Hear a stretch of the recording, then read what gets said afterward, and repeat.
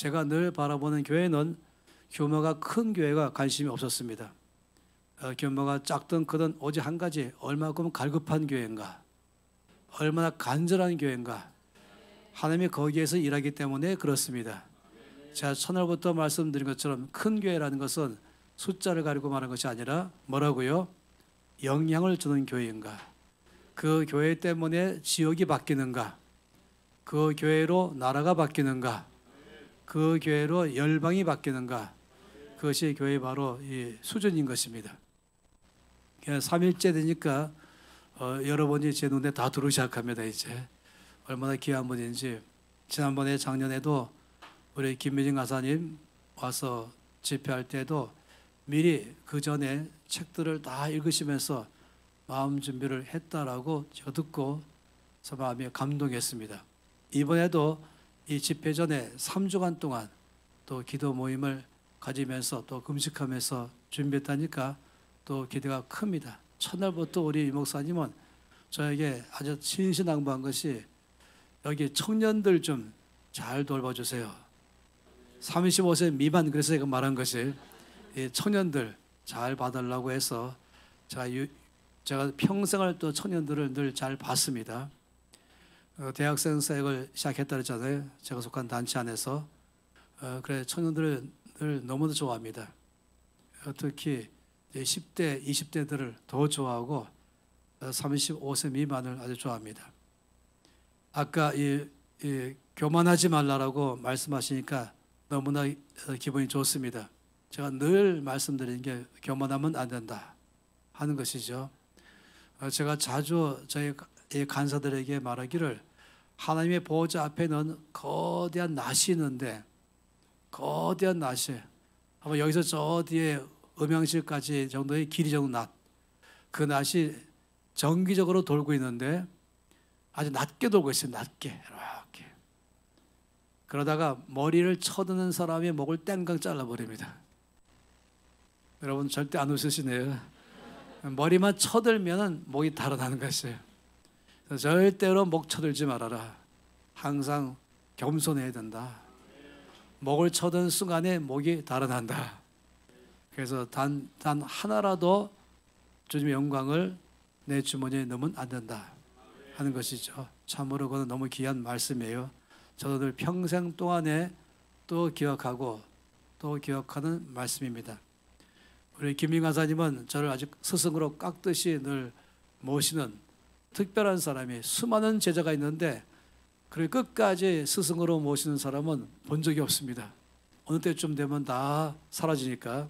그런데 오늘도 또 전화해서 인천에 있는 교회 집회를 가는데 기도해 주세요 라고 또 오는 동안에 똑같이 7시 반에 집회합니다. 그때마다 저희 기도 제목은 오늘도 무대 한가운데 예수님만 계시옵소서. 예수님만 주인공이십니다. 이것만 우리 김민 간사님 통해서 또 저를 통해서 우리를 통해서 하신다면 주께서 우리에게 기름 부어 사용할 줄 믿습니다. 할렐루야. 오늘 말씀은 사도행전 1장 말씀입니다. 4절부터 8절로 프린트에 나와 있지만 3절부터 보겠습니다. 사도행전 1장 3절부터 8절까지 말씀, 이것이 오늘 말씀의 중심으로 되어 있는 말씀입니다. 3절에서 8절 함께 이 말씀을 소리내서 읽도록 하겠습니다. 그가 고난받으신 후에 또한 그들에게 확실한 많은 증거로 친히 살아계심을 나타내사 40일 동안 그들에게 보이시며 하나님 나라 일을 말씀하시니라. 사도와 함께 모이사 그들에게 분바하여 이르시되 예루살렘을 떠나지 말고 내게서 들은 바 아버지께서 약속하신 것을 기다리라. 요한은 물로 세례를 베풀었으나 너희는 몇 날이 못되어 성령으로 세례를 받으리라 하셨느니라. 그들이 모였을 때에 예수께 여쭈어 이르되 주께서 이스라엘 나라를 회복하심이 이때니까 하니 이르시되 때와 시기는 아버지께 자기의 고난에 두었으니 너희가 알 바 아니요 오직 성령이 너희에게 임하시면 너희가 권능을 받고 예루살렘과 온 유대와 사마리아 땅까지 이르러 내 증인이 되리라 하시니라. 아멘. 우리 어제 보혜사 성령 하나님을 함께 그 내용 갖고만 쭉 봤습니다. 그러면서 우리를 도우시는 분, 우리를 위로하시는 분, 우리를 응원하시고 격려하시고 후원하시며 또 상담하시며 우리를 세우시는 분 바로 성령님을 보았습니다. 그리고 언제나 내 곁에 계시는 성령님을 보았죠. 이것을 우리가 이해만 한다면 절대로 외롭지 않을 것이며 또 어떤 문제가 내 앞에 닥쳐와도 조금도 이것 때문에 우리가 염려하거나 두려워하거나 또 그 속에 눌리지 않습니다. 오히려 우리는 문제를 제거해 달라고 말하기보다는 문제를 해결해 달라고 해서 경험하게 해주십시오. 간증이 있게 해주십시오. 어려운 상황이 벌어진다면 좀 이때말로 주님께서 역사하실 때입니다. 여기 우리 믿음을 보일 때인 것입니다. 그래서 오히려 아무 문제도 없고 간증 없는 사람보다는 내 삶 가운데 주께서 역사가 많이 일어나는 간증 있는 삶, 이게 더 아름다운 삶인 것입니다. 그러면서 선생님께서 우리를 도우실 때에 가장 첫 번째 우리를 도우심에 대해서 잊지 말아야 될 것은 말씀의 스승으로서 우리가 말씀 볼 때에 눈을 열어서 보게 하시고 귀를 열어서 듣게 하시고 마음으로 깨달아서 알아듣게 하시는 성령님 우리가 봤습니다. 무엇보다도 이 성령 충만하다라고 말하면 제일 먼저 말씀에 충만하다라고 말한 것입니다. 성령 충만한 사람의 첫 번째 특징은 늘 말씀을 사모하는 것입니다. 말씀에 갈급해하는 것이죠. 그리고 나의 생각에 잡혀 사는 것이 아니라 말씀에 의해서 내 생각을 붙들 줄 아는 사람인 것입니다. 그리고 환경에 따라서 휩쓸린 것이 아니라 말씀에 의해서 환경을 분별할 줄 아는 사람인 것입니다. 저는 요즘에 더 많이 한국교회, 우리 한국교회를 위해서 기도할 때마다 이 말씀의 부흥이 일어나게 주시옵소서 라고 하고 있습니다. 우리 모든 교회마다 갖고 있는 신앙 고백의 첫 번째는 우리는 성경은 성령께서 저자이시며 그리고 하나도 거기에 1.1핵이라도 하나라도 이 축제 영감실 글자 하나 숫자 하나라도 사람의 생각으로 기록되지 않고 성령으로 기록된 것을 우리는 믿습니다. 성령의 절대 권위, 성령의 절대 가치를 믿습니다. 이것이 모든 교회마다 갖고 있는 첫 번째의 신앙 고백인 것이, 전 이것이 다시 한번 한국교회 안에서 더 견고해지기를 바라는 것입니다. 요즘같이 상당히 혼란스러운 이 시대에 살고 있어요. 무엇이 옳은지 무엇이 옳지 않은지 잘 분별도 안 되는 시대에 살고 있죠. 그러다 보니까 정말 이때에 잘못하다 보면은 말 크게 하는 사람의 말에 따라가거나 막 설득하고 주장하는 사람의 말을 따라가거나 또는 자기가 좋아하는 사람의 말을 따라가거나 이러면서 아주 나라가 혼란스러워지고 그리고는 심하게 나라가 크게 둘로 쪼개져서 좌파냐 우파냐 하면서 진보냐 보수냐 하면서 갖고 있는 이것은 걱정할 만한 그런 일인 것입니다. 여기 가장 제가 염려하는 것은 상당히 많은 국회의원들이 크리스찬들인데 상당히 많은 높은 위치에 있는 사람들이 크리스찬인데 제 마음속에 너무 안타까운 것은 성경이 절대 가치라고 믿고 있는가에 대해서 제가 의문점이 있는 것입니다. 정당이 성경 위에 있는지 아니면 성경이 최고의 권위에 있는지 성경 말씀에서 뭐라고 말하는지는 관심도 갖지 않고 그냥 누가 뭐라고 말했다 여기에만 절대 가치가 된다면 이건 정말로 나라가 어려운 것입니다. 그래서 저는 지금 많이 기도하는 것은 누구든지 이 뭐라고 말하기 전에 하나님이 성경 통해서 뭐라고 말씀하시는가 여기에 늘 귀를 기울이고 이것에 의해서 모든 말들을 판단하고 분별하고 이해하고 그리고 말씀의 최전방의 권위로 쓰는 것이 이 나라가 앞으로 살 길인 것입니다. 그러니 여러분도 저와 함께 이 나라의 온 교회 안에 말씀의 회복이 말씀의 절대 권위가 회복되게 해 주시옵소서. 그리고 온 성도가 말씀 앞에 전심으로 나가게 해 주시옵소서. 이게 필요합니다. 성령 충만함의 첫 번째 특징은 뭐라고요? 말씀에 충만한 것입니다. 어떤 분들은 성령 충만 그러면 은사를 말할지 모르지만은 아니요. 성령 충만함의 첫 번째가 말씀 충만인 것입니다. 그래서 지금 저희가 크게 운동 벌이고 있는 게 있어요. 그건 뭐냐면 말씀 통독 운동을 벌이고 있습니다. 이것이야말로 교회가 살 길이요, 성도가 살 길이요, 나라가 살 길이다 하는 것입니다. 그래서 말씀 통독하는데 제가 강하게 말하는 것은 1년에 1독하는 통독하지 말고 100일에 1독하자. 그래서 1년에 3독 반 하자. 도대체 이 나라 가운데서 예수 믿은 지 10년 돼도 1독도 안 한 그런 성도가 있다면 어떻게 말씀에 기반 위에 분별할 수 있으며 무엇이 옳고 그른지를 어떻게 판단할 수 있을까? 예수 믿은 지 30년 돼서도 말씀 통독을 2독도 안 했다면 어떻게 이 땅에서 크리스천답게 살아갈 수 있을까? 참 걱정인 것입니다. 저는 성경 통독을, 말씀 통독을 최소한 자기 나이만큼 통독하자. 이 운동인 것입니다. 그래야 이 나라가 견고한 나라가 될 것입니다. 그래야 이 나라 교회가 부흥하게 될 줄 믿습니다. 적어도 제가 이 3일간 지나가면서 우리 유 목사님 보면서 너무너무 마음속에서 아주 마음이 흡족해요. 주를 향한 열정과 순수함이 또 겸손함이 있으니까 여전히 역시 훈련받아서 함께 있었던 것이 제 마음에 쏙 들었습니다. 제가 여전히 동역자 같이 보이고 그리고 함께 사역자처럼 보여서 좋습니다.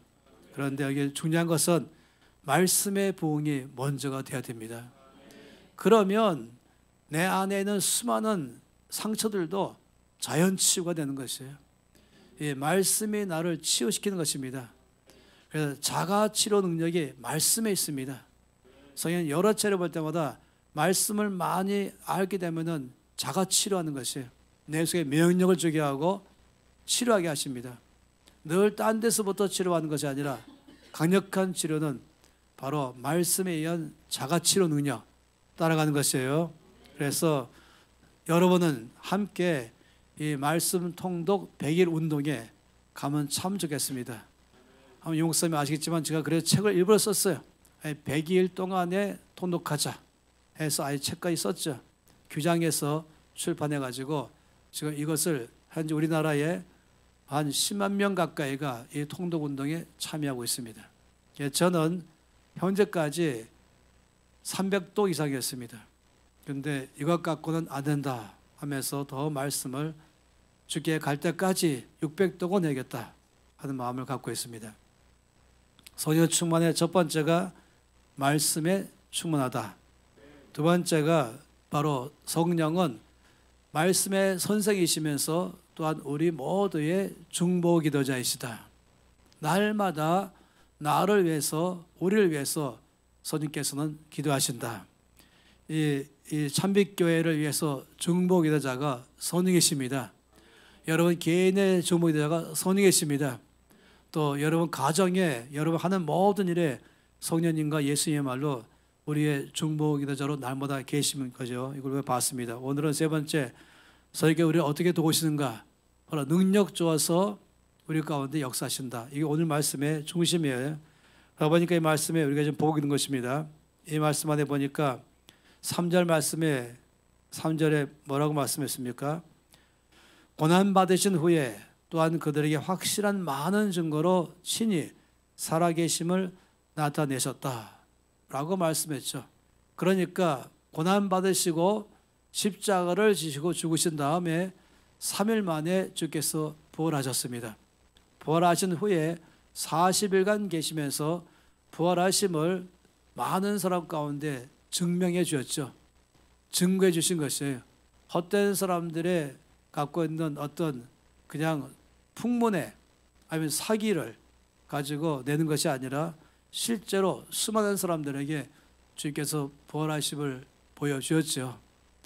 그런 다음에 말씀을 3절에 말씀하기를 그러시면서 그 40일 동안 주께서 제 아들에게 말씀하셨습니다. 성경 말씀 보면은 마태, 마가, 누가, 요한복음의 내용들은 전부 다 주께서 십자가에서 죽으실 때까지의 내용을 기록하고 있고, 그 중에서도 고난주간에 주께서 행하신 일들, 고난주간에 말씀하신 역사들, 이것이 이 복음서의 중심으로 되어 있습니다. 일주일 동안에 대한 말씀이 마태복음에도 16장 말씀부터, 마가복음에도 9장 말씀부터, 누가복음도 9장 말씀부터, 요한복음은 13장 말씀부터 이 복음서의 반 가까이가 주께서 일주일 동안에 하신 역사들을 집중하고 있습니다. 왜냐하면 예수님이 하신 놀라운 일에 우리에게 가장 중요한 것은 바로 주께서 고난받으시고 그리고 죽으시고 부활하신 것, 이것이 우리의 삶의 절대인 것입니다. 죽은 자를 살리시고 병든 자를 고치고 매인 자를 풀어주고 상한 자를 고치는 것도 중요하지만 가장 중요한 사건은 십자가 사건인 것입니다. 이것은 우리를 사망에서 생명으로 옮겨버렸습니다. 어둠에서 빛으로 옮기겠습니다. 저주에서 축복으로 옮겼습니다. 이것이 바로 이 주님의 십자가의 사건, 부활의 사건인 것이죠. 그런 다음에 주께서 40일간 계시면서 이제 제 아들에게 말씀하셨다 하니까 기대가 크잖아요. 이 40일간 계시에서 하신 말씀이 얼마나 많은 말씀이었을까 보는데, 오늘 이 3절 말씀 보니까 딱 한 줄로 끝났습니다. 뭐라고 말씀했습니까? 하나님 나라의 일을 말씀하셨다. 이것이 전부입니다. 40일간 주께서 하신 말씀의 내용을 딱 한 문장, 하나님의 나라의 일을 끝냈습니다. 그런데 사실은 이게 충분한 것이에요. 하나님의 나라의 일 그러면은 이것만 해도 넉넉한 것이죠. 여기 다 포함되어 있는 것입니다. 그래서 40일간 계실 동안에 부활하신 후에 하신 말씀을 요약해서 하나님의 나라의 일을 말씀하셨다, 이렇게 말했습니다. 그런 다음에 이제 4절 말씀을 보게 되면은 주께서 말씀하시기를 사도와 함께 모이사 그들에게 분바에 이르시되 예루살렘을 떠나지 말고 내게서 들은 바 아버지께서 약속하신 것을 기다리라. 그래서 4절 말씀에는 아버지의 약속, 예수님이 이미 말씀했어요. 아버지의 약속, 그 아버지의 약속하신 것 받을 때까지, 이거를 받을 때까지 예루살렘에 머물러 있으라. 이 말씀은 받고 나면은 이제 예루살렘을 떠나라, 이 말씀인 것이에요. 어쨌든 중요한 4절 말씀의 중심은 아버지께서 약속하신 것, 예수님이 여러 차례 아버지가 이것을 약속하셨다 한 것을 지금 4절에서 말씀했어요. 5절 말씀 보게 되면은 5절에는 이렇게 말씀했죠. 요한은 물로 세례를 베풀었으나 너희는 몇 날이 못되어 성령으로 세례를 받으리라. 따라서 5절 말씀의 내용은 한마디로 성령으로 세례를 받으리라. 이 말씀이 여기에 중심이에요. 그 다음에 8절 말씀 있죠. 8절 말씀은 오직 성령이 너에게 임하시면 너희가 권능을 받고 예루살렘, 온 유대, 사마리아, 땅 끝까지 이르러 내 증인이 되리라. 8절 말씀은 성령 임하심, 그리고 권능 받음, 그리고 증인이 되리라 말씀했습니다. 제가 칠판에 이 말씀을 지금 기록해 놨어요. 보면은 여러분, 여기 이거 한 가지 아시는 사실은 마치 이 옷을 입을 때 단추가 하나로 쫙 해서 있는 것처럼, 한 줄로 단추를 끼우는 것처럼 이 3, 4, 5, 8절은 하나입니다. 이 내용이 따로따로 내용이 아니라 이것이 하나의 내용인 것이에요. 이 하나의 내용을 여러 각도에서 말씀하는 것이죠. 그러니까 8절 말씀에 성령의 임하심이라고 말씀하시고 권능 받고 증인으로 산다라고 말씀하신 것은 5절 말씀에는 성령 세례 받는 것을 말하는 것이다. 그래서 5절 말씀과 8절 말씀에 다른 말씀하는 게 아닌 것이에요. 그리고 또 5절 말씀은 또 어떻게 말한다면 아버지 약속인 것이에요. 아버지 약속은 무엇일까? 당연히 아버지 약속은 성령세를 주는 것입니다. 성령세를 왜 받는가? 이건 바로 권능받는 것이고 목적은 증인되는 것이다 하는 것입니다. 이 모든 것에 대한 결과는 무엇일까? 바로 하나님 나라의 일을 말하는 것이다 하는 것입니다. 그래서 지금 3절, 4절, 5절, 8절 말씀은 따로따로가 아니라 한 가지의 내용에 대해서 여러 각도로 지금 이 말씀을 보고 있는 것이다 하는 것이에요.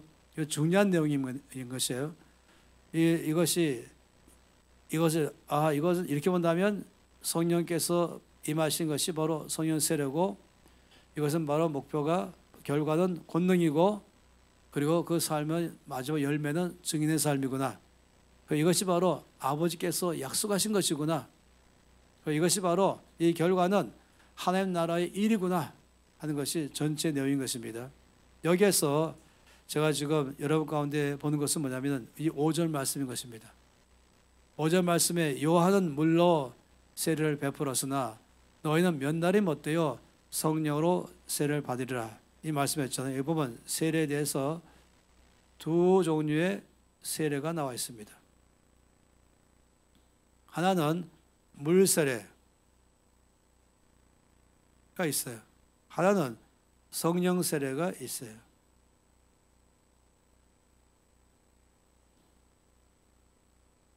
우리가 마태복음 3장, 마가복음 1장, 누가복음 3장, 요한복음 1장, 사도행전 1장 이 5군데 여기에 똑같은 말씀하신 것이 이 말씀입니다. 한 가지 말씀이 마태, 마가, 누가, 요한, 사도행전 똑같은 말씀을 했다는 것은 그만큼 강조하신 것입니다. 여러분 이미 아신 것처럼 이 참빛교회가 처음 개척해서 시작할 때의 말씀이 바로 마태복음 3장의 말씀이죠. 그건 다시 말하면 마가복음 1장이고 또 누가복음 3장이고 요한복음 1장이고 이걸 다시금 또 사도행전 1장이 말한 것이에요. 다시 말하면 이것이었죠. 요한이 말하기를 내 뒤에 오시는 이를 내가 증거한다. 나는 너희 가운데 물로 세례를 베풀었으나 내 뒤에 오시는 이는 성령과 불로 너희에게 세례를 베푸실 것이다. 이것이 마태복음 3장 말씀이고 또 마가복음 1장에 다시금 또 동일하게 세례 요한이 말하기를 나는 물로 세례를 주었지만 내 뒤에 오시는 이는 불과 성령으로 세례를 주실 것이다. 똑같이 누가복음에도 또 요한복음에도 그리고 지금 사도행전에도 말씀하는 것이에요. 그렇기 때문에 두 종류의 세례가 있는 것을 말씀을 하는 것이죠. 하나는 물 세례를 말하고 있는 것이고 또 하나는 성령 세례를 말한 것입니다. 그렇다면 이것은 여러분 아주 중요한 것이 이 두 세례는 다르다는 것이에요. 제가 어떤 신학자들을 제일 미워하냐면은 이 물 세례가 곧 성령 세례다라고 강의하는 신학자를 아주 미워합니다. 음모가 있는 것이에요.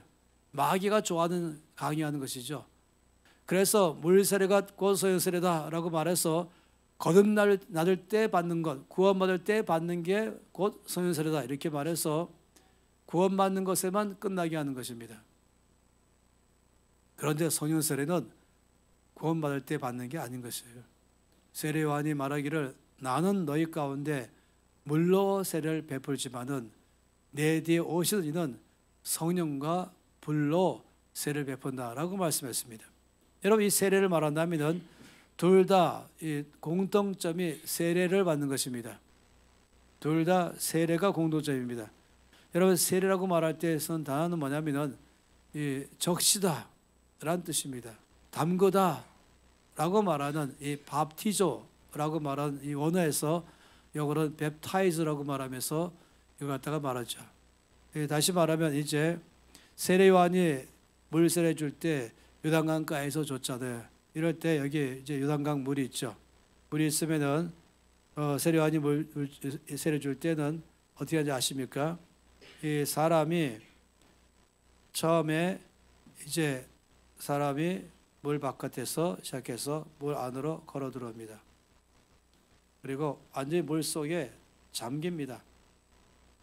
그 다음에 세례 받으면은 이제 물 바깥으로 나와서 나오는 것이죠. 요단강은 광야와 약속의 땅의 경계선에 있습니다. 하나님께서 말씀하기를 이 세상에 속했던 자가 예수를 믿어서 구원받으면 이제 하나님 나라의 백성이 되고 새 사람이 되고 새로운 공동체의 일원이 되는 것입니다. 그래서 이 과정인 것이죠. 여기서 이리로 가는 것이에요. 여기에 물세례의 의미가 있는 것입니다.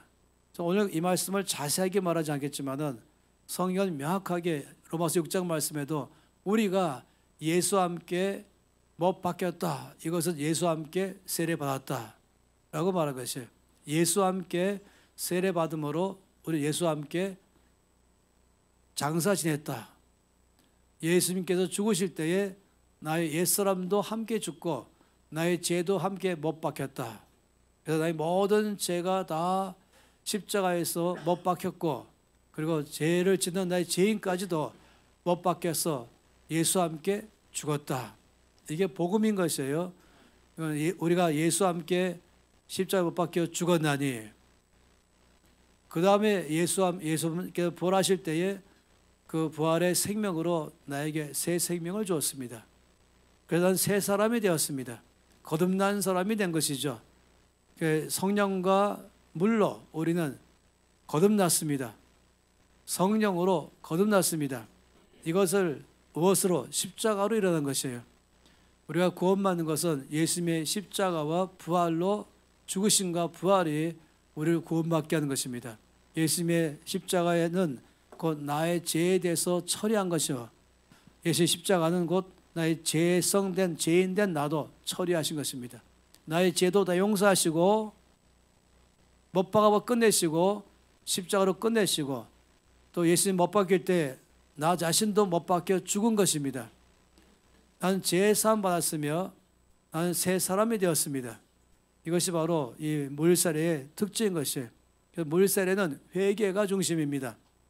물세례는 중심이 죄가 처리되는 것이고 옛사람이 처리되는 것이고 죄 사함 받았으며 새 사람이 되어서 거듭나고 새 생명 얻는 것이 물세례의 초점인 것입니다.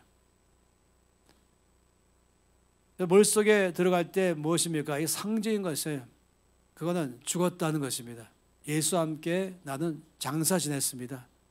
그래서 아예 잠겨버린 것이죠. 그래서 침례교는 지금도 여전히 침례란 말을 쓰는 것은 아니 물속에 들어가는 것입니다. 근데 장로교는 물속에 들어가기도 하고 안 들어가기도 하죠. 그러니까 머리에다가 물을 끼얹습니다. 이것은 약식세례라고 말해서 머리에다가 물을 끼얹었으니 온몸이 다 물속에 있는 것이다. 중요한 것은 물속에 있다 없다가 아니라 예수 그리스도의 십자가의 죄사함과 나 옛사람이 함께 죽게 하신 것에 대해서 믿을 때에 그리고 4일 만에 부활하신 것을 믿을 때에 내 죄사함이 다 용서받으며 나는 옛사람은 죽었으며 그리고 나는 새 사람이 되었으며 새 생명을 얻은 자가 된 것입니다. 예수님의 십자가의 죽으심과 부활하심을 믿을 때에 이와 같이 죄와 죄인과 그리고 새 생명과 새 사람 역사가 일어나는 것이에요. 이것이 바로 구원이죠. 세례의 초점은 여기에 있는 것입니다. 그런데 물세례는 그렇지만은 소인세례는 다른 것이에요. 물세례는 뭐라고요?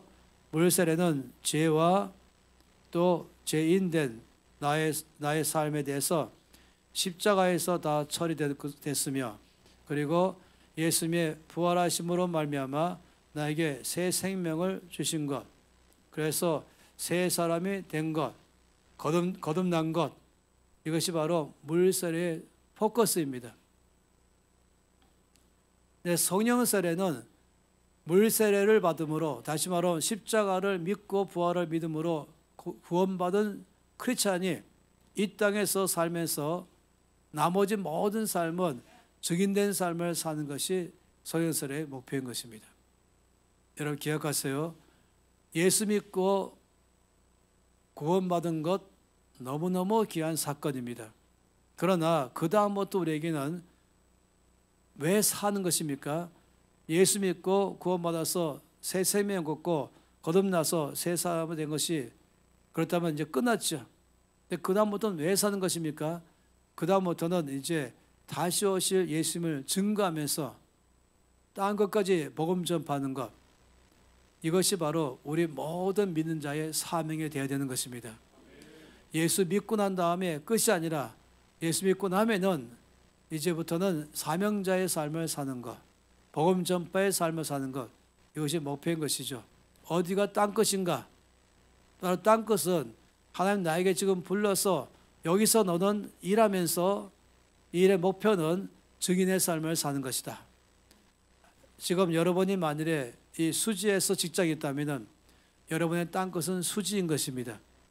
여러분 용인에서 지금 살고 있다면, 용인에서 일하고 있다면 그가 또 딴 것인 것이에요. 딴 것은 저 중국의 북서쪽만 말하는 것이 아니고 저기에 있는 이슬람권만 말하는 것이 아니라 아프리카 북쪽만 말하는 것이 아니라 지금 내가 있는 곳 거기가 딴 것인 것입니다. 모든 크리스찬들은 예수 믿고 거듭나면은 반드시 다음으로 주 앞에 간절히 구하면서 증인의 삶을 살기로 작정하는 것이에요. 그런 사람에게는 주님은 성령으로 세례 주심으로 권능을 보여주는 것입니다. 너무나 당연한 것이죠. 그래서 물 세례가 곧 성령 세례다 해가지고 거듭나고 구원받는 삶에 초점 맞추면은 교회를 아주 하나로 끝내게 하는 것이에요. 영향을 주며 하나님 나라 확장해 가며 복음을 전파돼 가는 것, 이거에 대해서 강조하지 못하게 만드는 것이에요. 여러분 성경에 창세부터 계시록까지 온 성경에는 교회는 끝없이 땅 끝까지 하나님을 확장하는 것이 목표로 되어 있는 것이에요. 수천 번 말씀했죠. 창세 1장 말씀부터 땅을 다스리라 정복하라. 12장에서 복의 근원이 될지라 땅의 모든 족속이 너를 통해 복을 얻을 것이라. 시편에서 내게 구하라 내가 열방을 너에게 유업으로 주겠다. 또 성경 말씀 얼마나 많은 말씀에 열방이 주께로 돌아갈 것을 말씀하시고, 마태복음에서는 가서 모든 족속으로 제자를 삼으라고 말씀하시고, 이 종업복음이 온 세상에 전파되기 위하여 모든 민족에 전파되기 온 세상에 전파되니 그제야 끝이 오리라. 마가복음에는 너는 온 천에 다니면 마음의 복음을 전파하라. 그리고 또 사도행 말씀 가운데 있는 것처럼 성령께 임하셔 권능 받고 예루살렘 온 유대 사마리아 땅끝까지 이르러 내 증인이 되리라. 끝없이 성경에서는 우리에게 맡긴 사명은 이 땅에 예수님이 재림하기 전에 온 땅에 복음이 전파되는 것이 사명으로 준 것입니다. 이것이 믿는 자의 사명이요, 내가 사는 이유요, 교회가 존재하는 이유인 것입니다. 어제부터 말씀했지만은 상처를 치유받는 것이 목표가 아닌 것이에요. 내 안에 문제가 해결되는 게 목표가 아닌 것이에요. 나의 목표는 이 땅에서 증인의 삶을 사는 게 목표인 것입니다. 내가 있는 곳에서 빛을 발하고 내가 있는 곳에 소금으로 살아가는 것이 목표인 것입니다. 역동적으로 살아가고 아주 능동적으로 살아가고 적극적으로 살아가는 것이 목표인 것입니다. 내 표정도 증인이 되는 것이죠. 나의 삶도 증인되는 것입니다. 그러려면은 중요한 것은 나의 능력으로 되지 않습니다.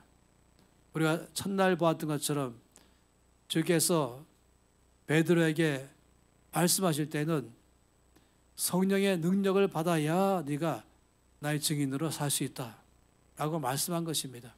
우리는 주를 사랑하기 때문에 나를 위해서 죽으셔서 내가 거듭나게 하고 새 생명 얻은 것이 너무나 감사해서 나의 모든 삶 전체는 증인의 삶을 살겠습니다. 나는 헌신했습니다. 나는 주 앞에 열정이 있습니다. 하지만 실제로 그런 삶을 살 수 있는 것은 성령의 권능 받을 때부터 가능한 것입니다. 이것이 이번 집회의 핵심인 것이죠. 다시 한번 이 말씀을 반복해서 본다면 이 사도행전 1장 3절 하나님 나라 일, 4절 아버지 약속, 5절 성령 세례를 받은 것, 8절 임하시면 권능 받고 증인하는 것, 몽땅 다 한 가지를 말씀하고 있다 하는 것이에요. 그러니 모든 믿는 사람에게서 가고는 가장 중요한 것은 첫째는 예수 믿어서 거듭나고 구원받는 것이 첫째요. 그러다 그 다음부터는 구원받은 나로서는 이 땅에서 살면서 다시 오실 주님을 준비하는 자의 삶으로 살아가는데 증인의 삶을 사는 것이 목표인 것입니다. 이것이 저와 여러분의 목표입니다. 이 교회가 이 땅에 존재하는 목표인 것입니다. 여러분이 매일마다 사는 목표도 여기 있는 것입니다. 구원받은 나의 삶은 여기 땅끝에서 주여 나를 통하여 거기에 주의 나라가 임하시옵소서. 우리가 주기도문 가운데서 말하는 내용이 무엇입니까? 아버지의 나라가 이 땅에 임하시옵소서. 아버지의 뜻이 하늘에서 이룬 것처럼 땅에서 이루어지이다. 그 말씀은요, 반드시 그 말씀 속에 한 가지를 넣어야 그 뜻이 살아납니다. 그 뭐냐면 나를 통해서. 아버지의 나라가 나를 통하여 이 땅에 임하소서. 아버지의 뜻이 나를 통하여 이 땅에서 이루어지시옵소서. 그러니까 나는 여기 있으면서 아버지 여기 나라가 임하세요 하는 것이 아니라니까요.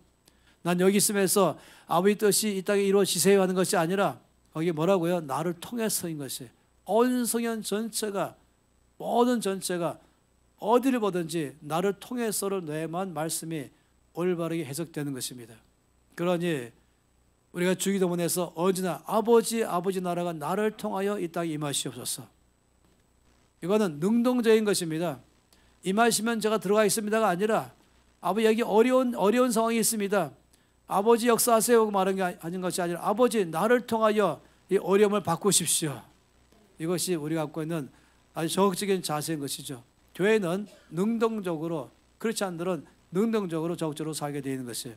그러려면 반드시 필요한 것은 성령 세례인 것입니다.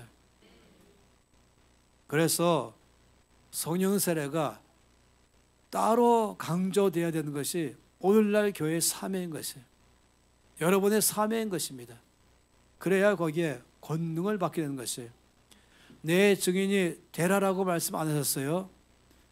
내 증인이 되리라라고 말씀했어요. 그 말씀은 예수 믿고 거듭난 사람이 나의 삶에서 예수님의 증인으로 살겠습니다 라고 헌신한 사람, 나를 통하여 아버지 나라가 임하소서, 나를 통하여 아버지 뜻이 이루어지소서, 내가 가는 곳에 거기에 내가 가는 곳마다 거기에 하나님 나라가 임하소서, 난 증인으로 살겠습니다.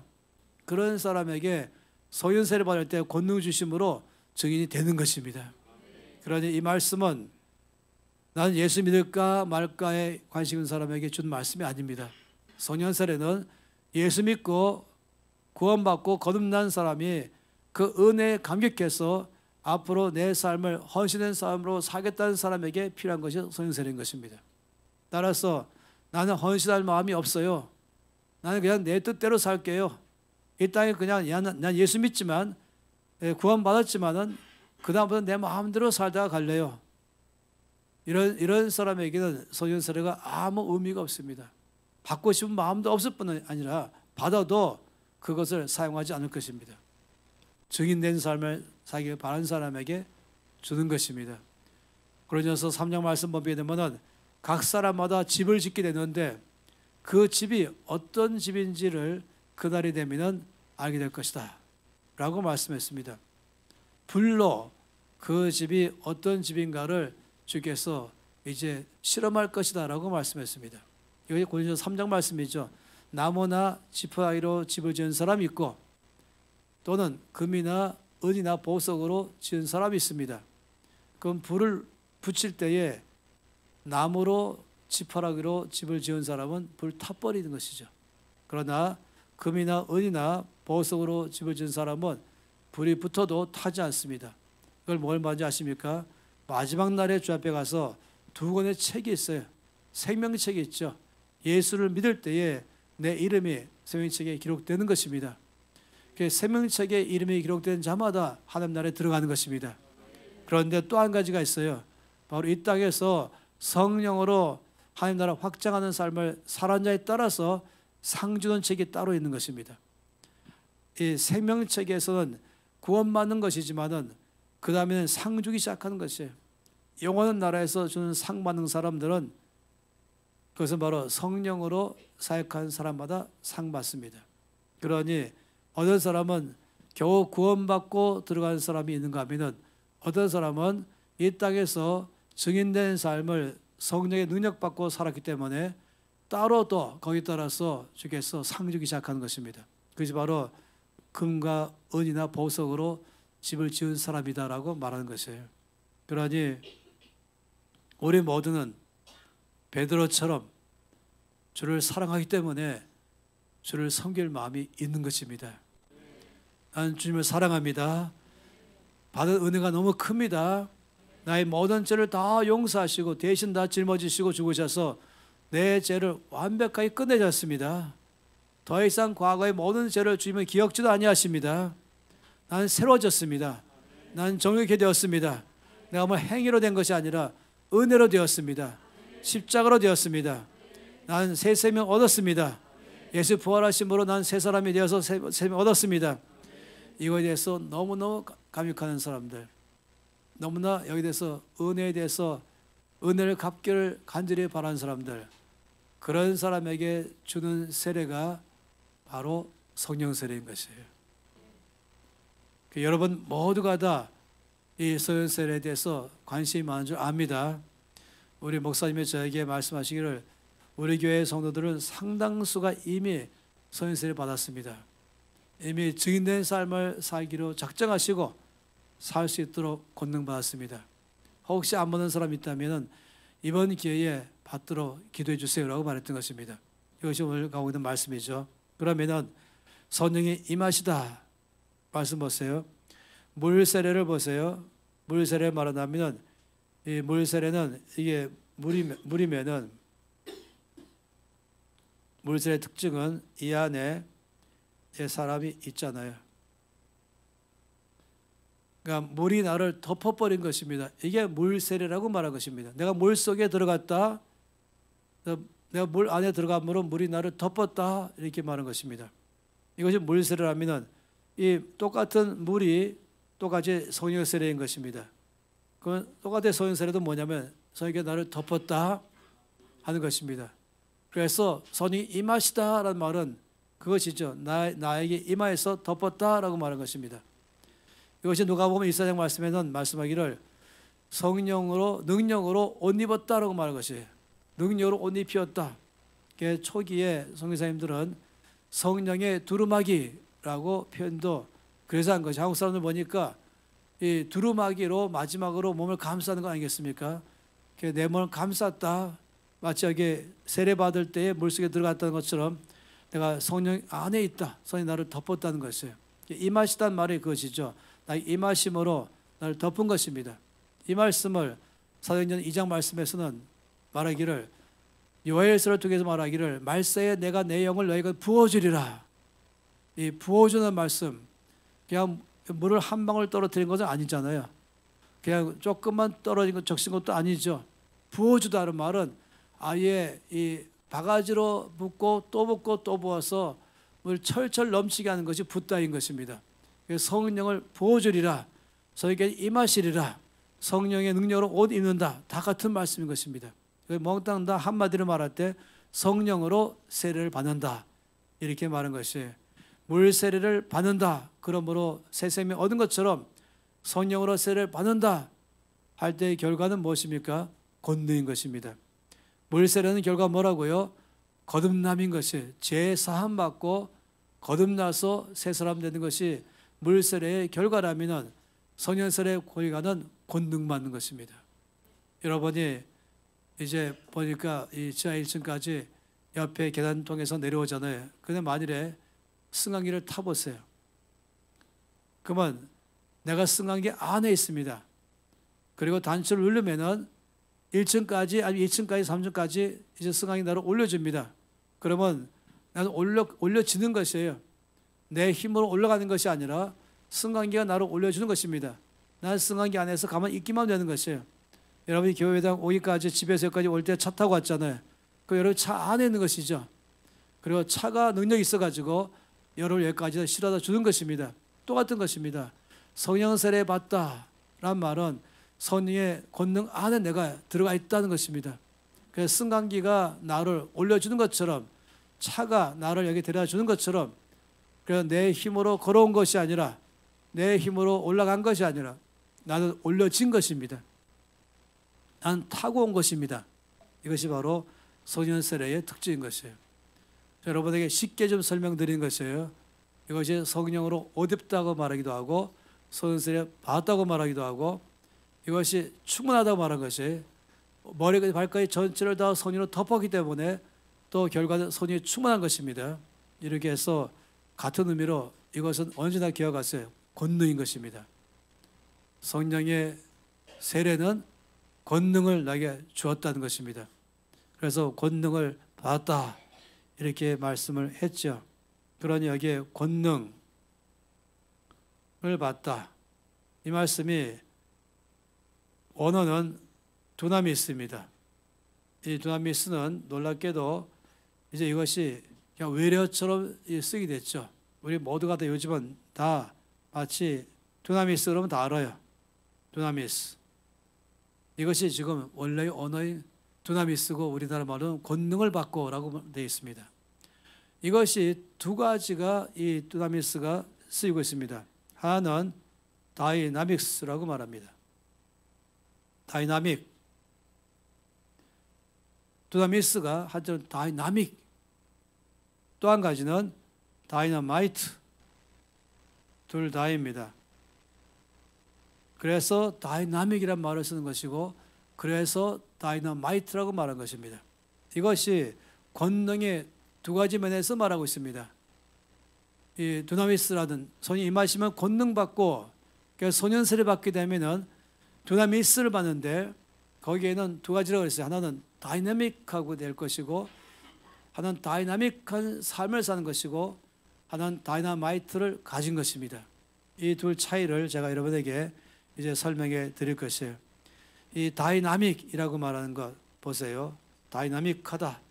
아, 그 사람은 다이나믹하다 이렇게 말하죠. 한마디로 말하면 역동적이다. 그 사람이 역동적이다. 또 뭐라고 말합니까? 활기차다. 활기찬. 이렇게 말할 때 이것이다. 다이나믹이라고 말합니다. 사람이 생동감이 있으며 나무로 말하면 푸릇푸릇한 나무. 그냥 이파리가 다 축 늘어진 나무가 아니고 물기가 이 나무가 물 먹어가지고 거의 시들어가면서 거의 영양실적을 해가지고 곧 죽어가는 그런 나무 말하는 게 아니라 다이나믹하다는 것은 푸릇푸릇한 싱싱한 힘이 있는 이럴 때 쓰는 것 아니겠습니까? 이게 바로 권능 받을 때 나온 특징이에요.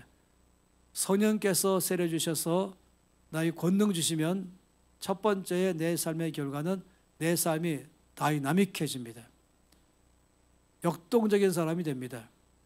맨날 환경에 이리 끌리고 저리 끌린 것이 아니라 풀이 다 죽어 있어갖고 입만 열면 부정적으로 말하고 입만 열면 걱정과 불평만 하고 입만 열면 죽고 싶다 못 살겠다 하는 것이 아니라 적어도 성령 받은 사람의 첫째는 다이나믹한 것이 특징인 것이에요. 당연하지 않겠습니까? 증인의 삶에 당연하지 않겠습니까? 예수 믿는 사람이 직장생활 하는데 한 사무실 안에 예수 믿지 않는 사람도 같이 직장생활하고 있습니다. 예수 믿지 않는 사람이 자기 사무실 안에 예수 믿는 사람을 보면서 맨날 풀이 죽어 있어요. 맨날 불평만 하고 있어요. 맨날 걱정만 하고 있어요. 남의 욕도 막 하고 있으면서 얼굴은 늘 어두워 있고 늘 얼굴 자체가 찡그리고 있고 그런 다음에는 예수 안 믿는 사람이 예수 믿는 사람 보면서 예수 믿을 마음 전혀 없죠. 저 사람 얼굴 보니 예수 굳이 내가 왜 믿냐? 난 불교 믿겠다. 이렇게 하지 않겠어요? 그런데 항상 밝아요.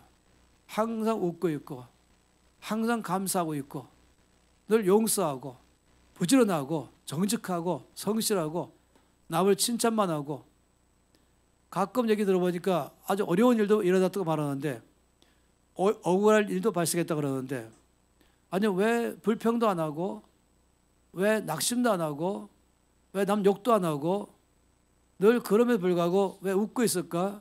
왜 입만 열면 감사 말고 있을까? 나 같으면 욕을 할 텐데 나 같으면 낙심할 텐데 왜 저 사람은 늘 저렇게 푸릇푸릇할까? 왜 생기가 있고 다이나믹할까? 사람은 말 안 해도 다 알아요. 왜 그럴까?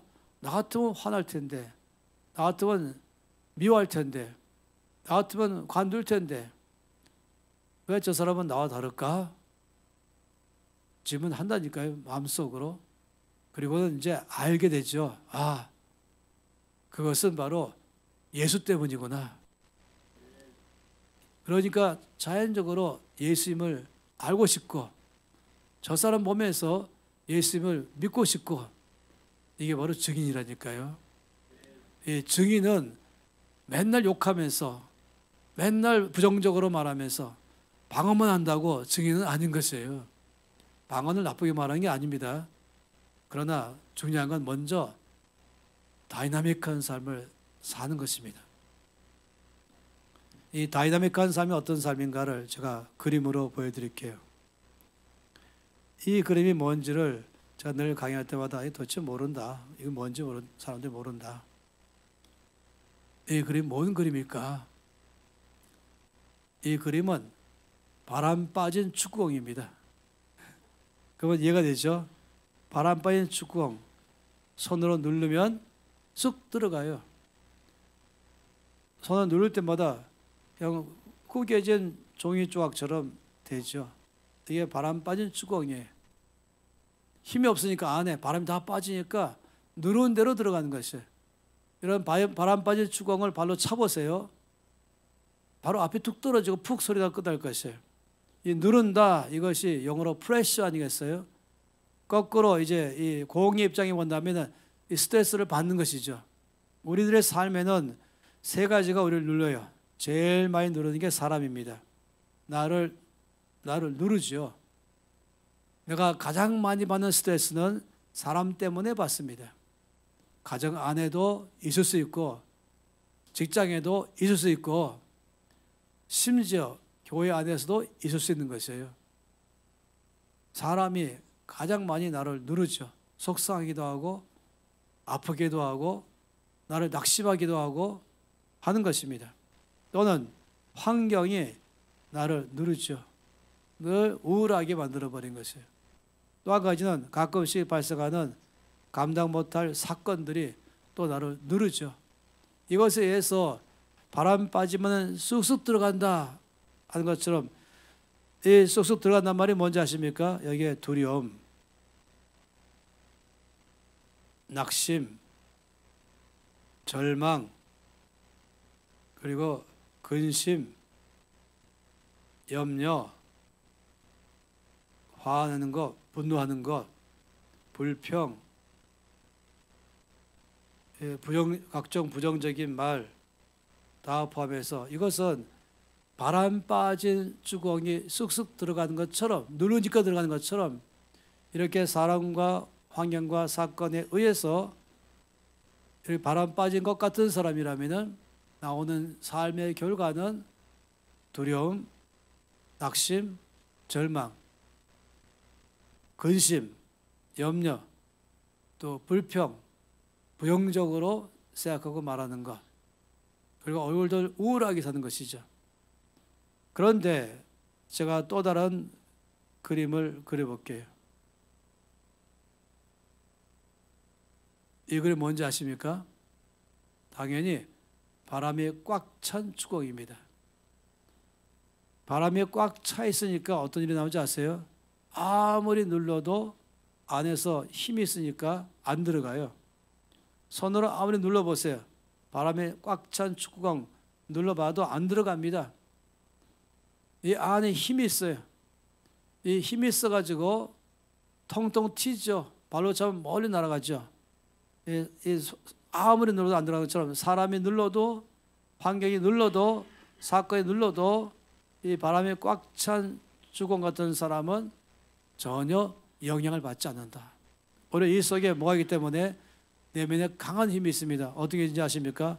평강이 있습니다. 평강. 그 마음 속에 평강이 있는 것이에요. 그 안에 뭐가 있는지 아시면 기쁨이 있어요. 소위 말씀 가운데서 성경에서 말하는 평강과 기쁨은 환경과 상관이 없는 것입니다. 주변의 상황과 아무 상관이 없는 내 안의 힘입니다. 이게 바로 내면의 힘이죠. 이런 바람이 꽉 찬 공 같은 이런 상태를 뭐라고 말하는지 아십니까? 바로 이것을 다이내믹하다. 다이나믹. 이 다이나믹하다는 말은 내면에 강한 힘이 있어가지고 주변의 어떤 상황 속에도 항상 역동적으로 살아간다. 활기 있게 살아간다. 늘 감사가 있고 웃음이 있고 평안이 있고 그리고 사랑이 있다. 이것이 바로 다이나믹한 삶의 특징입니다. 할렐루야. 놀랍게도 여러분 아십니까? 성령이 임하시면, 성령 세례 받으면 첫 번째에 내 안에서 나오는 것은 권능 받는데 그 첫 번째가 바로 내면의 힘이 생기는 것이에요. 성령께서 주시기 때문에 그런 것입니다. 이것을 베드로가 첫날 말씀드린 것처럼 내 힘으로 살아보려고 하지만 안 되는 것이에요. 내 힘으로 버텨보지만 예수 믿지만 여전히 우리가 주변에서 나를 누를 때에 쑥쑥 들어가는 것이에요. 예수 믿지만 들어가는 것이에요. 예수 안 믿는 사람만 아니라 예수 믿어도 내 힘이 약하기 때문에 들어가는 것이에요. 그런데 성령 세례 받으면 권능 받기 때문에 성령의 능력으로 내면을 강화시켜서 바람이 꽉 찬 공처럼 만들어서 역동적인 삶을 살게 만들어 주는 것입니다. 그래서 첫 번째가 이 다이나믹이라는 말은 뭐냐면은 이거는 한마디로 말하면 내적인 성령의 능력입니다. 내적 능력.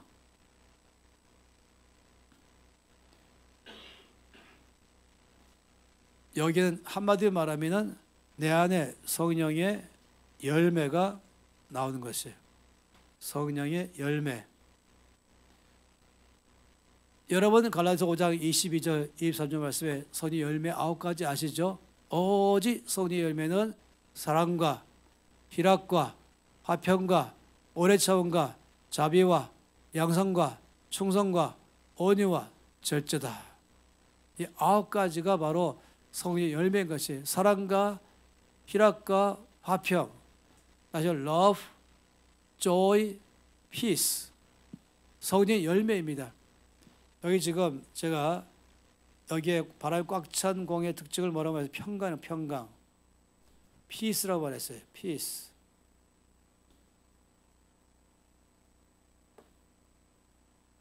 영국에서 그림 그리기 대회가 있었던 이야기가 있습니다. 제가 간사를 시작한 지 몇 년 안에 한 가지 번역하려고 있다가 할 때 번역했어요. 그러니까 70년대죠. 간사 사역할 때에 제가 그때 나이가 아마 25살인가 그럴 때에 이제 어느 책 한 권을 한국말로 번역을 해야 되었습니다. 거기에 나오는 이야기가 영국에서 있었던 그림 그리기 대회에 대한 이야기였습니다. 그리고 그 그림 그리기 대회는 유명한 대회입니다. 상금이 많으면 유명한 것이죠. 그래서 어떤 그림으로 그리든 그것이 유화로 그리든 아니면 그거 갖다가 물감으로 그리든 아니면 그것을 갖다가 목탄화로 그리든 재료는 마음대로 하되 이 그림만 그리면 되는 것이에요. 그런데 도착했을 때 모든 사람 앞에 이제 오늘 그림 그리는 주제를 내주었습니다. 그 주제가 피스였습니다. 피스라는 주제를 가지고 그림 그리세요 했죠. 제가 번역한 그 글에는 많은 사람들이 이 피스라는 주제의 그림을 그려서 제출했습니다. 제일 많이 나온 그림은 이것입니다. 푸른 초장이 있습니다. 그림 전체가 푸른 초장이에요. 거기에 양들이 쫙 흩어져서 한가롭게 풀을 뜯어먹고 있었습니다. 그리고 거기 양들이 있는 그 무리 한쪽 끝에는 목동이 거기에 조그마한 바위 위에 걸터 앉아서 피를 불고 있습니다. 그리고 저 멀리는 산들이 있는데 해는 점점 서쪽으로 뉘엿뉘엿 져가고 있었습니다. 그리고 저 산 아래는 집들이 쭉 있는데 그 집에는 꿀뚝에서 지금 저녁 식사 준비하느라고 연기가 모락모락 나고 있었습니다. 어떠세요? 이게 바로 이 주제의 그림인 것이에요. 어떤 사람이 이 피스라는 이 주제의 그림은 뭘 할까 하다가 푸른 초장에 양떼들의 수백 마리가 쫙 흩어져서 한가하게 풀을 뜯어먹고 있고 그 한편에는 양의 목자가 바위에 걸터져 갖고 피리 보고 있는 장면, 그리고 산들이 있는데 해가 점점 져가고 있으며, 그리고 이제 저녁 식사를 막 준비하고 있는 그 집에는 옛날 집들 꿀뚝에서 연기 나오고 있는 장면, 이런 그림들이 많이 나왔어요. 또 다른 그림이 있어요. 잔잔한 호수가 나옵니다. 호수가에는 이렇게 약간 낮은 언덕이 쭉 되어 있잖아요. 언덕 전체는 작은 꽃들로 꽉 차 있어요. 그리고 호수 안에는 청둥오리 2마리가 헤엄을 치고 있어요. 그리고 호숫가에는 한 남자 여자가 둘이 나란히 앉아가지고 이 아주 평화로운 장면을 보면서 서로 대화하고 있어요. 이것 또한 피스란 주제에 딱 맞는 것입니다. 두 번째 종류의 작품이었어요. 세 번째 작품은 집 바깥에서 집 안을 들여다보는 장면이에요. 영국의 집들은 이 도로에서부터 보통 4m나 3m 이상에 들어간 다음에 집을 짓고 그 사이는 잔디를 깔게 되어 있죠. 그리고 집들은 언제나 거실이 먼저인데 거실 전체가 통유리창이죠. 일반적인 영국의 집들이에요. 통유리창 바깥에서 그 유리창 안에 거실을 바라보니까 거의 식구들이 테이블에 삐 둘러앉아가지고 아이스크림 디저트를 먹으면서 뭘 얘기하는지 막 깔깔거리고 웃고 있는 장면이에요. 이것도 또 다른 피스입니다. 화평, 화목, 평화, 평강, 이런 모양이죠. 그런데 제가 그때 그 글을 번역하면서 놀란 장면은 실제 있었던 얘기예요. 1등한 작품은 딴 것이었습니다. 이렇게 멋있는 아주 평화로운 이 풀밭에서 양떼들이 풀 먹는 것도 1등이 아니고, 이 잦은 호수가에 앉아 있는 장면도 아니고, 이 가정 안에서 아주 화목하게 대화하는 장면도 아니고, 1등한 작품은 폭포 그림이었어요. 어마어마한 양의 물이 막 흘러오다가 급한 낙차로 떨어지고 있기 때문에 그 폭포 그림을 딱 보는 순간은 두려움인 것이에요. 위협하는 것이죠. 우리나라에는 그런 폭포가 없죠. 아마도 제가 보는 폭포로 말하면 나이아가라 폭포 정도라면 그 정도 되죠. 아니면은 이구아수 폭포 정도면 그런 폭포이죠. 빅토리아 폭포도 그런 보이죠. 전 제 3대 폭포 다 봤어요. 나이아가라, 이구아수, 빅토리아. 어마어마한 양의 물이 쫙 흘러오면서 떨어지기 시작하니까 물벌어치면서 굉음을 지르면서 그걸 딱 보고 있으면은 평화가 아니라 반대, 두려움, 위협감. 그런데 그 작품이 1등했어요. 왠지 아십니까? 거기에 이 떨어지는 거기에 바위가 튀어나와 있는데 그 바위 위에 새 새끼들이 삥 둘러 앉아 있는 것이에요. 그리고 어미새가 먹이를 물고 와서 주는데 이 새 새끼들이 어미가 주는 먹이에 입 쫙 벌리고 먹고 있는 장면이에요. 이것이 1등했어요. 이 작가가 뭘 말하는지 아십니까? 진정한 평화는 주변이 평화로울 때 평화로운 것만이 아니라 이렇게 주변이 아주 두렵게 하고 낙심하게 하고 불안하게 하고 절망할 만한 상황이 주변에 있다 할지라도 조금 더 거기에 영향을 받지 않는 내면의 힘을 가진 사람이 진정한 평화입니다. 다시 말하면 말씀 그대로, 이 사람 말씀을 너무 잘 묵상한 사람이에요. 성령의 열매에 love, joy, peace, 사랑과 희락과 화평 말할 때 화평은 주께서 요한복음 14장 27절 말씀에 내가 너에게 평안을 주노라. 내가 주는 평안은 세상이 주는 평안과는 다르다. 세상의 평안은 잔디밭에 있을 때 평화예요. 호숫가에 있을 때 평화예요. 그러니까 주님이 주는 평안은 폭포가 막 떨어지는 사방에 두렵게 한다 할지라도 조금도 내 삶에 영향을 주지 않는 내면의 강한 힘을 가지고 있는 이 평화, 이게 바로 성령의 열매인 것입니다. 그러니까 육신의 열매는 저희 낼 수 없어요. 그래서 여기 말씀드린 것처럼 바람이 꽉 찬 주권 같은 상태, 이걸 뭐라고요? 다이나믹한 상태입니다. 따라서 첫 번째 저기 임하시면은 권능은 다시 말하면 내적인 능력을 주신다. 외부의 어떤 환경 속에도 조금도 영향을 받지 아니하는다. 그러니 항상 기뻐하라, 범사에 감사하라, 쉬지 말고 기도하라. 이것이 가능해지는 것입니다. 범사란 말은 잘 될 때만 아니라 잘 안 될 때도, 주변에서 성공할 때만 아니라 실패했을 때라도 조금 더 불평하지 않고 두려워하지 않고 낙심하지 않고 그럴 때라도 감사할 수 있는 것. 하나님이 나와 함께 계십니다. 이런 사람은 주변이 아무리 복잡해도 껐덕도 하지 않습니다. 대부분의 사람들은 누구 때문에, 뭐 때문에 다 핑계를 댑니다. 다 이유가 있습니다. 변명할 게 다 있죠. 그러면서 내가 지금 왜 화나는지 아냐? 내가 지금 왜 낙심한지 아냐? 내가 왜 지금 우울한지 아냐? 바로 저놈 때문에, 저 일 때문에, 저 인간 때문에, 저 사건 때문에 다 이유가 있어요. 세상 사람은 그렇게 살죠. 그러나 성령께서 임하시면서 받는 권능은 다이나믹하다니까요. 그래서 사람들이 보면서 왜 나하고 다를까? 그러면서 그 안에 계신 예수님 때문이구나. 이게 바로 증인이 되는 것이에요. 그리고 우리 모든 사람들은 성령 세례받고 권능 받아서 내가 있는 그 땅끝에서 내 주변 사람들이 나의 얼굴과 내 말과 내 삶을 보면서 거기에 예수님을 발견하기 시작하는 것, 이게 바로 증인입니다.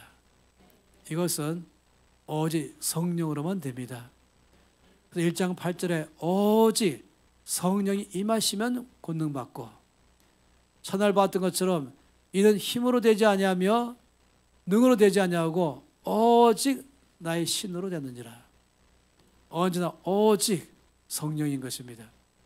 그러니 우리가 성령 세례 받을 때 나오는 첫 번째 결과는 권능 받아서 내면에 성령으로 강한 힘을 줘서 어떤 상황에도 조금도 두려워하지 않는 것. 베드로는 첫날 봤던 것처럼 열정도 있고 헌신되고 주를 사랑하지만 주변에 갑자기 나를 두렵게 할 때 덜컥 두려워지니까 부인까지 하잖아요. 낙심하기도 하고 화도 막 내죠. 그런데 오순절 이후에 베드로는 달라졌습니다. 내일 죽어도 그는 감옥에서 쿨쿨 잠을 잤습니다. 사람들이 나에게 협박하고 무시해도 담대하면서 웃으면서 평안하게 나는 보고 들은 것을 말하지 아니할 수 없다 하면서 그는 상황에 아무 상관없이 내면의 강한 힘으로 살아가는 것입니다. 이것이 바로 뭐라고요? 성령의 열매인 것입니다. 첫 번째의 결과를 다르게 말하면 성령 세례 받으면 권능 받을 때는 첫 번째는 성령의 열매가 맺힌다. 이걸 다르게 말하면 성품이 바뀌기 시작한다. 삶이 달라진다. 성령 세례 받았음에도 불구하고 성령 충만에 불구하고 삶은 여전히 안 바뀌고 있다. 여전히 입만 열면 욕하고 수시로 화를 내고 그리고 낙심하기를 잘하고 불평도 잘하고 그렇다면 절대로 성령 받은 것이 아닙니다. 그 열매로 그 나무를 안다. 성령은요, 아까 우리 목사님이 말씀한 것처럼 하나님 나라는 어디 있지 않다? 말에 있지 않다. 오직 능력이 있다. 성령은 살아계십니다. 성령 세례 받으면은 우리 안에서 권능을 표시로 주십니다. 우리 삶에서 증명되는 것입니다. 그래서 첫 번째가 바로 이 다이나믹한 삶을 살게 만들어 주는 것이에요. 두 번째, 다이나마이트는 또 다른 것이에요. 말해 이것을 바위라고 생각해 보세요. 이 가네상을 바위라고 한다면은 내 주먹으로 바위를 쳤다. 그럼 바위가 깨지는 게 아니라 내 손이 깨지겠죠. 내 힘으로 바위를 때린다. 그러면 전혀 바위는 움직이지 않습니다. 그런데 우리가 이 다이나마이트, 이런 다이나마이트를 갖다가 여기 화약이 있고 화약 안에 심지가 있는 거잖아요. 이걸 몇 개의 다이나마이트를 갖다 묶어가지고 이 안에다가 넣으면서 불을 붙였어요. 그럼 불이 심지에 불 타면서 드디어 화약에 딱 부딪히면은 폭발하면서 여기 있는 이 바위를 깨트려 버린 것이죠. 그건 내 힘이 아니라 나에게 주시는 외적인 능력으로 나를 통해서 역사하는 것입니다. 다이나마이트란 말은 이것입니다. 다이나마이트는 다르게 말하면 외적인 능력입니다. 권능을 받는다의 두나미스의 두 번째는 성령이 나에게 다이나마이트를 주신다. 이거를 말할 때 뭐냐면 이건 바로 내 속에 폭발력인 것이에요.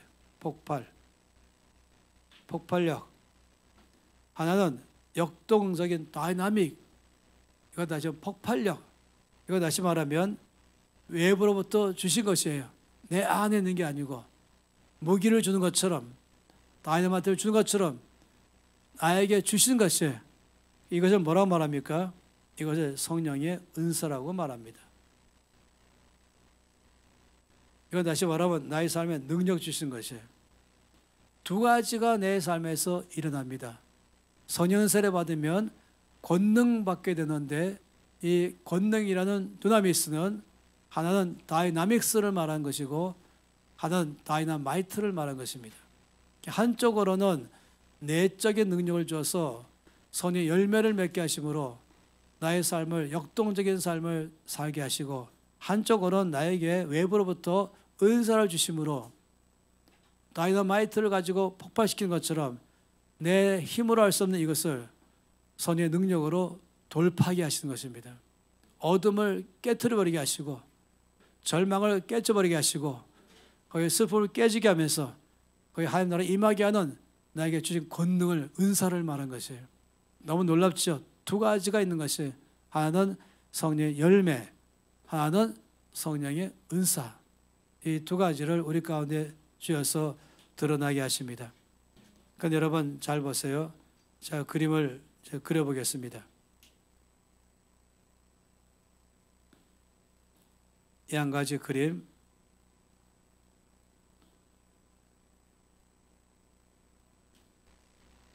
이 그림 뭔지를 아실 것이에요. 여기에 저기에서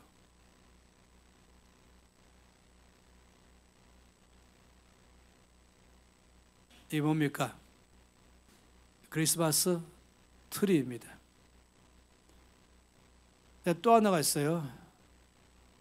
이것은 이제 이렇게 좀 말하고 싶어요.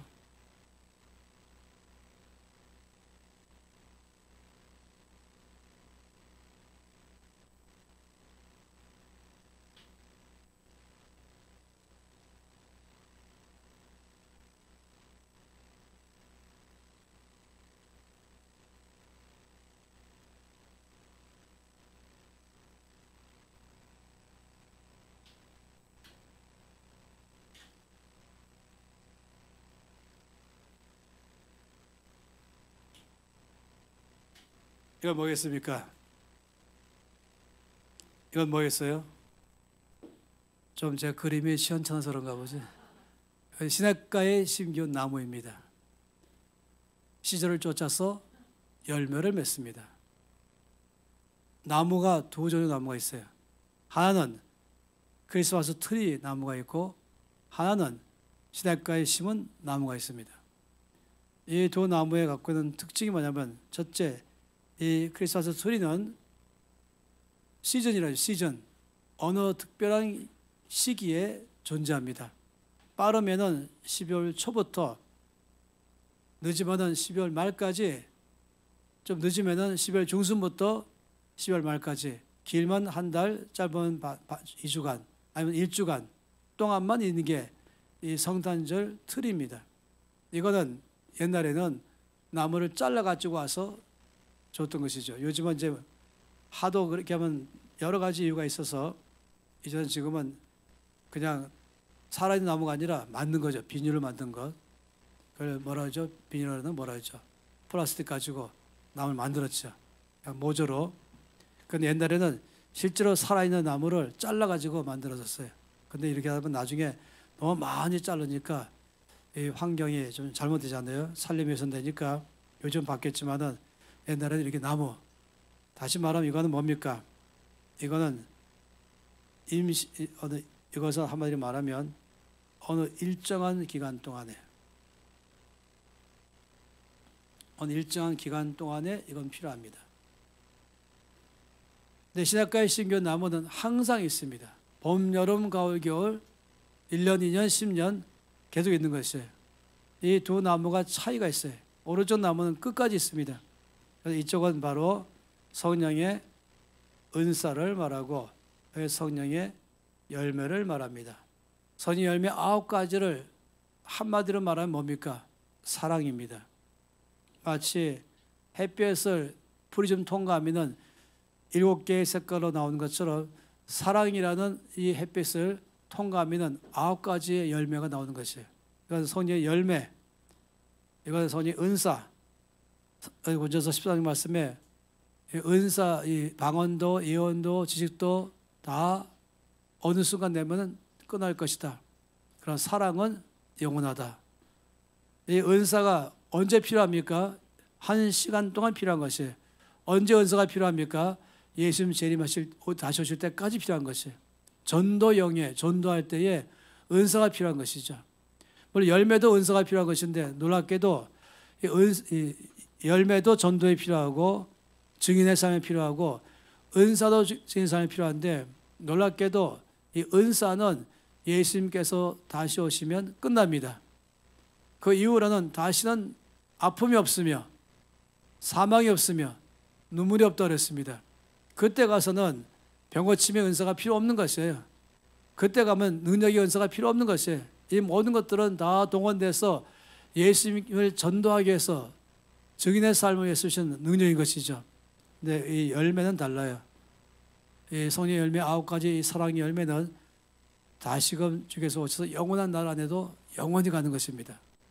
그래서 이 말씀 보면서 혹시라도 여러분이 오해해가지고 성경 말씀에서 사랑은 영원하지만 병고침은 영원하지 않다 해서 은사는 중요하지 않고 열매가 중요하다 이 말이 하는 거 아닌 것이에요. 둘 다 중요하죠. 은사도 중요하고 열매도 중요하지만은 단지 시간적인 차이가 있다. 예수님 재림하시면 은사는 끝나는 것입니다. 전도가 끝나는 것이죠. 그러나 사랑은 영원한 것입니다. 그래서 둘 다가 있는 것을 말하는 것이에요. 여기까지 말씀드리면 여러분이 이제 오늘 말씀에 권능받는다 의미가 뭔지를 이제 알게 될 것입니다. 선이 임하시면 성령 세례 받으면 권능받는데 이 권능에 갖고 있는 뜻은 두나미스이고 이것은 두 가지로 크게 다이나믹이고 다이너마이트이고 다이나믹은 내적인 능력을 주시는 걸 말하고 사람이 역동적이고 그리고 사람이 활기가 있고 제일 큰 것이 뭐냐면 열매가 맺힌다. 성품이 바뀐다. 그리고 다이너마이트는 내 안에 있는 게 아니라 나에게 주시는 것이다. 그래서 이것이 나를 통해서 은사가 드러날 때마다 거기는 폭발적 능력이 나온다. 돌파하기 시작한다. 어둠의 영이 떠나가고 귀신들이 떠나가고 병고침이 있기 시작하고 사람들 가운데 치유가 막 일어나며 회복된 역사가 일어나기 시작한다. 그걸 통해서 사람들이 예수님을 만나기 시작한다. 둘 다인 것입니다. 나의 삶을 통해서 예수님을 만나게 되고 나의 일을 통해서 예수를 만나게 되는 것입니다. 그래서 우리 가운데 서연세를 줘서 이와 같은 권능을 부어주신 것이에요. 그런데 여기에 특이한 점이 있습니다. 열매와 이 은사란 말은 여기에 이 크리스마스 줄에 뭐가 달려 있어요? 선물들. 은사란 말은 이 자체가 뜻이 선물입니다. 영어로는 spiritual gift라고 말하고 있어요. 영적인 선물, 이 은사입니다. 다시 말하면 내 안에서 나오는 것이 아니라 내 안에 있던 어떤 잠재된 능력이 나오는 것이 아니라 나에게 외부로부터 주신 것이에요. 뭘 위해서요? 증인의 삶을 위해서 주신 성령의 은사들인 것입니다. 그래서 이것은 나에게 주신 선물이에요. 근데 열매는 내 안에서 이제 자라나기 시작하는 것이에요. 열매는 뭐라고 말하냐면 자라난다. 은사는 드러난다. 여러분 두 가지 차이점이 있어요. 은사는 드러난다. 열매는 자라난다. 다시 말해 볼게요. 이게 제 핸드폰입니다. 이제 제가 만일에 핸드폰을 처음 쓰기 시작했어요. 저희 아이들이 옛날에 저보고 말하기를 아빠는 이 핸드폰 줘도 핸드폰의 기능에 5%도 안 쓴다 이렇게 말해요. 맞는 말이죠. 저는 여기 쓰는 게 몇 개 안 되니까. 근데 기능이 많이 있잖아요. 그런데 처음 딱 받으면은 열고 끄는 것부터 배우고 처음 열면은 이제 그 중에서 하나씩 기능을 배워나가죠. 그래서 처음에는 가보니까 이 촌사람이 처음으로 핸드폰을 이제 선물 받았어요.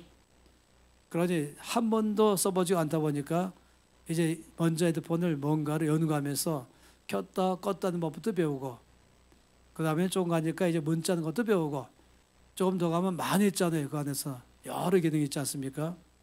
그러면은 이제 처음에 헤드폰을 받았을 때에 보고 일주일 후에 가보니까 더 많이 사용하고 있고 한 달 후에 가보니까 훨씬 더 많이 사용하고 있어요. 그러면은 핸드폰이 바뀌는 것입니까? 핸드폰은 처음부터 다 있었어요. 단지 사람이 사용하는 것이 점점 늘어나고 있는 것이에요. 이것이 은사입니다. 은사는 완성품을 주십니다. 그런데 선생님께 순종하면 순종할수록 내 안에 은사가 뭐라고요? 드러나는 것입니다. 그래서 은사는 드러난다. 영어로 manifestation 이렇게 말하고 있어요. 드러난다. 나타난다. 은사는 점점 나타난다. 그런데 열매는 무엇입니까? 열매는 처음에 조그만하다가 점점 커져가고 점점 익어간다. 그래서 열매는 자라난다. 둘 다 시간이 필요해요. 은사도 시간이 가면 갈수록 더 드러납니다. 나타납니다. 열매도 가면 갈수록 더 많이 자라납니다. 그래서 둘 다가 시간이 필요한데 둘 중에 어느 게 더 빨리 나오겠습니까? 자연적으로 은사가 더 빨리 나오는 것이에요. 그런데 여러분 기억하세요. 신령한 사람은 누구를 신령하다고 말할까? 신령한 사람은 은사가 많은 사람이 신령한 사람이 아니에요. 열매가 많은 사람이 신령한 사람이에요. 이것이 고린도서 3장에서 말씀했습니다. 바울을 통해서 말씀하기를 고린도 교회는 은사도 많고 능력도 많은 교회고 그래서 많은 방언도 예언도 많이 하는 교회인데 이 교회가 맨날 싸우는 것이 네파로 나눠가지고 싸우고 있어요. 그래서 주님 말씀하기를 너희는 아직까지 이 밥을 먹을 수가 없다. 우유밖에 못 먹는다. 내가 너희를 대할 때마다 어린아이처럼 대할 수밖에 없다. 이렇게 말씀했어요. 그래서 우리 가운데 둘 다가 중요해요. 은사도 드러나야 되고 열매도 점점 자라나야 됩니다. 그런데 우리가 은사만 드러난다고 신령한 사람이 아니라 열매가 더 드러날수록 신령한 사람이다 라고 말하고 있는 것이에요. 우리 삶에는 이 두 가지가 아주 균형 있게 잘 드러나므로 증인의 삶을 살아야 됩니다. 어떤 사람은 은사는 많은데 또 자랑도 막 하는데 문제는 팀을 다 깨트리고 있어요. 그리고 아주 성격도 아주 모나고 좀 거칠어요. 그러면 사람들이 오해하는 것이에요. 성령의 충만함이란 저런 건가? 저게 바로 신령한 사람인가?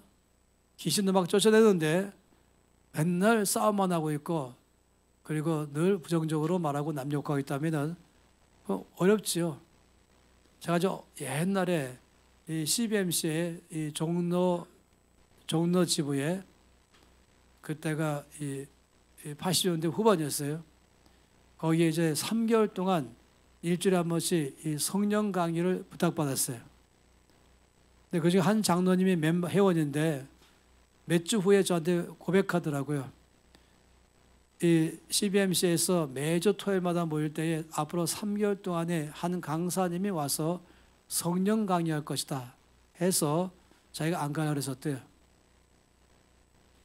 왜냐하면 우리 교회에 성령 받았다는 집사들이 있는데, 장로가 있는데, 은사가 있다고 자랑하고 있는데 맨날 회의만 하면 싸움만 하고 있고 행실도 옳지 못하기 때문에 저게 성령 받은 거라면 나는 싫다 하다 보니까, 아니 여기서 성령 강의하시네, 그러면 난 싫다 했던 것이에요. 그래도 꾸준히 듣다 보니까 내가 잘못 알고 있구나. 또 너무 많은 사람들이 아주 교만해가지고 은사 가지고 자라가면서 성품은 안 나오면서 아주 균형이 깨진 사람을 사는 것을 이제 알게 됐다라고 말한 것입니다. 우리는 이 두 가지가 함께 잘 드러나야 됩니다. 은사도 갈수록 드러나야 되고 열매도 갈수록 자라나야 됩니다. 성품도 갈수록 성의 열매로 성품이 맺혀되는 것이고, 은사가 드러남으로 권능 가지고 폭발력 가지면서 돌파해서 어둠 영이 떠나가고 거기에 하나님 나라 임하도록 하는데 우리가 쓰임 받도록 해야만 되는 것입니다. 둘 다가 우리 가운데 너무너무 중요한 것이에요. 그런데 내일 말씀할 것을 이제 잠깐 설명하고 끝낼게요. 저 여러분에게 말씀을 일일이 찾지 않고 그냥 말씀드린 거 죄송합니다. 시간상 그랬습니다. 고린도전서 12장, 13장, 14장이 있어요. 13장을 가리켜 말하기를 사랑장이라고 말하고 있습니다. 그런데 12장은 은사에 대해서 말씀하고 있습니다. 그래서 은사장, 14장도 은사장인데 특별히 여기는 방언과 예언만 한 장 전체 말씀하십니다. 그래서 요 석장이 특이하게 구성되어 있어요. 이 석장을 제가 이제 그림으로 그리려고 그래요. 이런 그림입니다.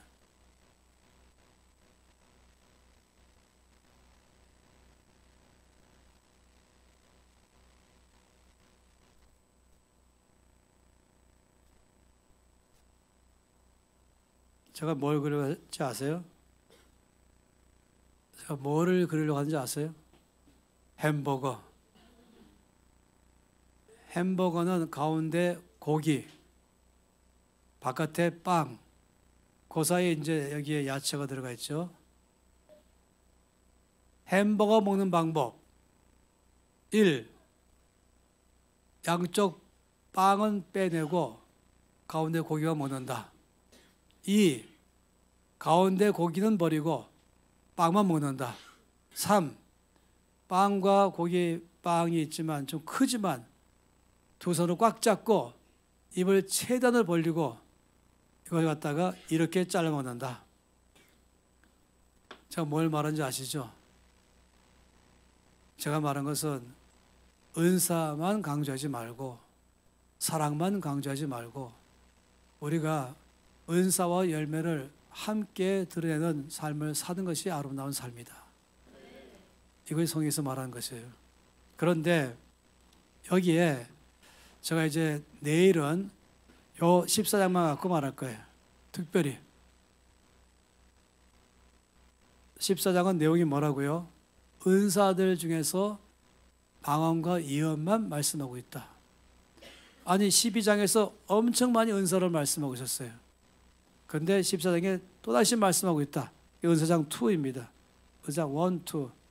왜 이렇게 다시 또 말씀했을까? 중요하기 때문에. 내일 밤에는 제가 한 6, 70분가량을 14장만 가지고 말씀 나누고 그렇게 기도할 것입니다. 그래서 이 오늘까지 3일간의 말씀을 여러분이 잘 새겨 놓으시면 좋겠어요. 이제 점점 가면 갈수록 제가 말씀이 좀 어려워지고 있어요. 아시죠? 강도가 좀 세지고 있어요. 첫날 기억하시죠? 둘째 날 어제 기억하시죠? 오늘 말씀은 아주 중요한 내용이에요. 음식이 약간 거칠지만은 반드시 알아야 될 우리 안에서 이 물세례와 소년세례의 차이점, 결과, 목적, 더 특히 오늘 말씀에 사도행전 말씀에는 무엇보다 중요하게 말씀하는 게 뭐냐면은 성령의 세례. 이것이 이 사도행전 전체의 중심이기 때문에 증인의 삶을 사는 게 사도행전이고 여기 중요한 건 이 말씀은 진짜 중요한 것입니다. 그래서 성령 세례를 받는다. 거기에 나오는 결과가 이렇게 두나미스를 권능받는다. 이거는 두 개의 크게 우리 삶에 나오는 열매들이다. 하나는 내적으로 강해지고 그래서 이것은 성령의 열매로 들어간 삶이고 한쪽으로는 외적으로 강한데 그것은 성령의 은사를 주심으로 우리 돌파하게 하신다. 환경을 바꿔버리게 하는 능력이 바로 이 다이너마이트인 것입니다. 어둠의 영을 깨트리면서 거기에 내 힘으로 바꿀 수 없는 그 상황을 성령의 은사를 통해서 바꾸게 하시고 그리고 내 안에 있는 놀라운 성령의 열매, 이 다이나믹한 삶을 통해서 우리 삶으로 말미암아 또 증인의 삶을 살게 하시고 하는 것이 이것인데 둘 다가 우리 안에서 교육 있는 삶을 사는 것이 얼마나 중요한가 하는 것입니다.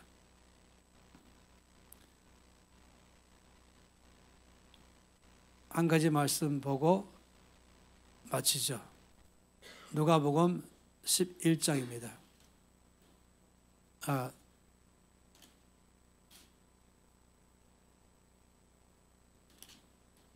네. 누가복음 11장.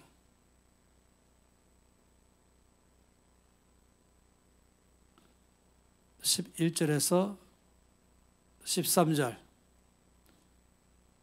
누가복음 11장 11절에서 13절 말씀 함께 읽겠습니다. 너희 중에 아버지 된 자로서 누가 아들이 생선을 달라 하는데 생선 대신에 뱀을 주며 알을 달라 하는데 정갈을 주겠느냐? 너희가 악할지라도 좋은 것을 자식에게 줄 줄 알거든 하물며 너희 하늘 아버지께서 구하는 자에게 성령을 주시지 않겠느냐 하시니라. 이 말씀의 내용이 무엇입니까? 너희가 악할지라도 자식에게 좋은 것을 줄 줄 아는데 하물며 너희 하늘 아버지께서 누구에게?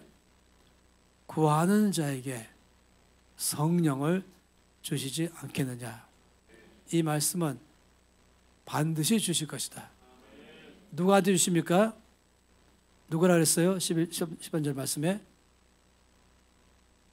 있었어요. 누가에게? 구하는 자에게. 13절 말씀에 구하는 자에게 성령을 반드시 주신다. 여러분 반드시 주시는 것입니다. 이번 기억 가운데 주께서 이 말씀하신 역사, 이 사도행전 1장 말씀 역사가 내 안에서 앞으로 드러나게 해 주시옵소서. 내일 밤에 그런 기도를 할 것이에요. 그러려면 여러분이 구해야 되는 것입니다. 간절히 구하는 것입니다. 갈급한 마음으로 구하는 것입니다. 그래서 그 앞에 뭐라고 말씀했냐면 구하라 그러면 주실 것이요 찾으라 그러면 찾을 것이요 문을 두드리라 그러면 열릴 것이니 구하는 이마다 받을 것이요 찾는 이는 찾아낼 것이요 두드리는 이에게는 열릴 것이니라. 그래 내일 밤에는 여러분이 전심으로 기도하면서 주 앞에 나가야 되는 것입니다. 간절히 구하면서 나가는 것입니다. 이미 내 속에서 이미 역사하신 경험이 있다면 아버지 이번 기간에 더 기름을 많이 더 끼얹어 주십시오. 활활 타오르게 해주십시오. 그동안에 제가 살아가면서 성령께서 순종하지 않으므로 약간 미지근해지거나 냉랭하거나 딱딱해졌다면 회복이 필요합니다. 성령 말씀 가운데서 술 취하지 말라 이는 방탕한 것이니 오직 성령으로 충만을 받으라. 에베소 5장 18절 말씀에서 그 말씀은 한 번만 아니라 계속해서 받으라. 반복해서 받으라. 충만한 가운데 머물러 있으라 라고 말한 것입니다. 핸드폰을 우리가 쓰면은 집에 가면 반드시 이것을 어떻게 합니까? 충전시켜서 다음날 또 하루를 쓰기로 충전하는 것입니다. 마찬가지로 충전시키라는 것이에요. 충만함을 받으라 이 말은 충전시키라. 어떻게? 기도함으로 충전되는 것입니다. 내일 밤에는 우리가 기도할 때에 성령께서 우리를 충전시킬 줄 믿습니다. 이게 바로 충만함을 받으라는 것입니다. 저는 내일 밤에 이 은사장 중에서 특히 방언과 예언을 말씀할 때인데 방언 못하는 사람이 혹시 한 명이라도 있다면 이게 얼마나 귀한지를 여러분이 내일 알게 될 것이에요. 그리고 이 방언이 이미 있다면 받았다면 얼마나 귀한지를 여러분이 또 아실 것이에요. 그래서 우리 잠빛교회에 계신 온 성도들은 몽땅 다 방언기도를 한다. 할렐루야. 그리고 우리 모두가 다 권능받아서 다이나믹한 삶에서부터 열매가 나와서 역동적으로 살고 그리고 은사를 나에게 선물로 주심으로 폭발적으로 돌파시키는 삶을 살아간다. 할렐루야.